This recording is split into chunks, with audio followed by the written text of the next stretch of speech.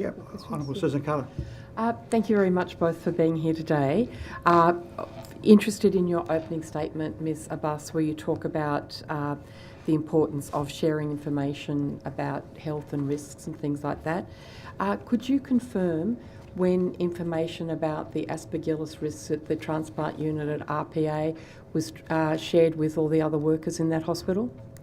I don't have the specific dates in front of me, Mrs Carter, but I am aware that there was consultation with the relevant staff. I'm happy to provide the details if to on you notice, you could notice, provide the means of communication, the date of the communication, and if staff had expressed concerns at that point about health issues they may have or in their circle, what's the procedure then, so that if staff express concerns? Well, I can talk about the procedure generally, but I'll definitely take the details about that particular matters on notice. But essentially, the procedure is for employees to raise concerns with their most relevant manager, so their direct manager, or to raise those concerns through their health and safety representative or through a local consultative committee. As I mentioned in my opening statement, if employees feel that those concerns have not been addressed or not been addressed adequately, they can raise those concerns to the executive within the local district or to the board.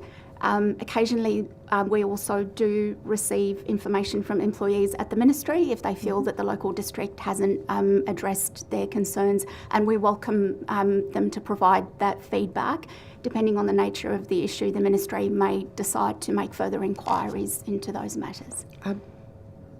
Pleased to hear that you welcome it. The feedback that I get, and I believe a number of my colleagues get, from nurses and clinicians in particular, is that any time they report concerns at any level, they are made to feel very unwelcome, and that often these concerns aren't treated seriously. And I believe we've seen concrete examples of that with relation to the aspergillus outbreak at RPH, with respect to Calvary Hospital at Newcastle. We could detail quite a long list. Is there any work being done to look at the responses to clinicians or nurses or any other health workers who raise concerns about safety in the workplace? Well, I'd be concerned to hear that anybody doesn't feel confident or comfortable to put forward concerns. We are trying to build a culture where, as we all know, the best way to manage safety is for people to feel comfortable to report those issues.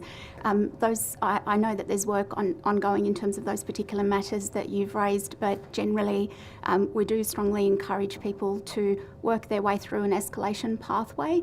And as I mentioned earlier, this is not where we want to be as a general matter, of course, but if people feel that those matters haven't been resolved internally, they can seek the assistance of SafeWork or the assistance of the ministry. And if any of those matters are escalated to me or my team, then of course we're always going to look into those.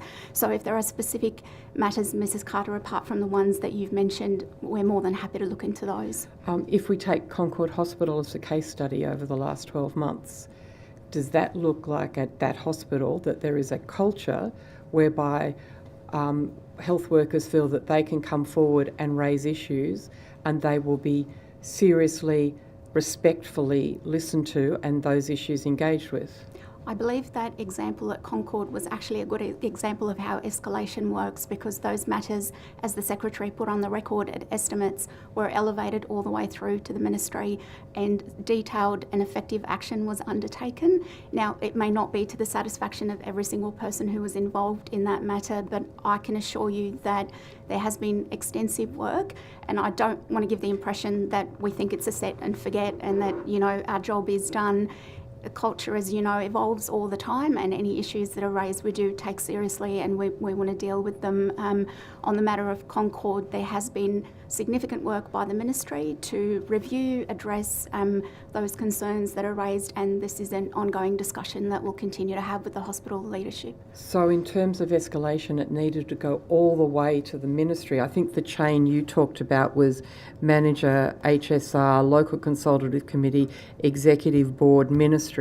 It had to go all the way to the Ministry before the health workers had any chance of actually being heard in respect of the issues they were raising.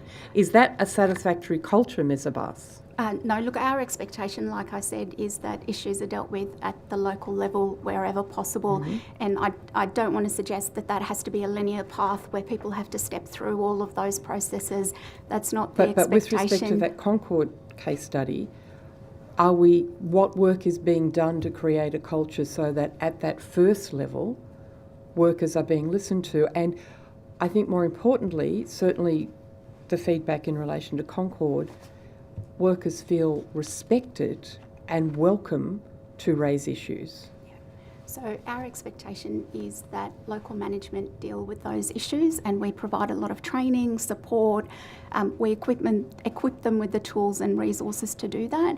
With an organisation the size of ours, sometimes it doesn't always work on every occasion. So the main point I'm trying to make is where our preference is for issues to be resolved locally. Where that doesn't occur, there are escalation pathways up to and including the Secretary and myself and my team. So we would encourage any employee who feels like their issues haven't been heard or that they haven't had the opportunity to say their story and have some feedback about those issues to escalate those.